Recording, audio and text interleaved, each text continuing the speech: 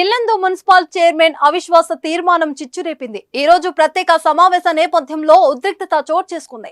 అధికార కాంగ్రెస్ పార్టీ నేతలు తమ కౌన్సిలర్లను బలవంతంగా కిడ్నాప్ చేశారని బీఆర్ఎస్ శ్రేణులు ఆరోపిస్తున్నాయి. గజం కేవలం 500 రూపాయలతో 1210 గజాల భూమి కేవలం 6 లక్షలు మాత్రమే. మాజీ ఎమ్మెల్యే హరిప్రియను గదిలో బంధించి బీఆర్ఎస్ కౌన్సిలర్లను వామపక్షాలకు చెందిన కౌన్సిలర్లను బలవంతంగా తీసుకెళ్లినట్లు తెలుస్తుంది. అయితే ప్రస్తుత అధికార పార్టీ ఎమ్మెల్యే స్వయంగా రంగంలోకి దిగారు. ఎలాగైనా మున్సిపల్ పీఠం చేజెక్కించుకోవాలని అధికార పార్టీ భావిస్తుంది.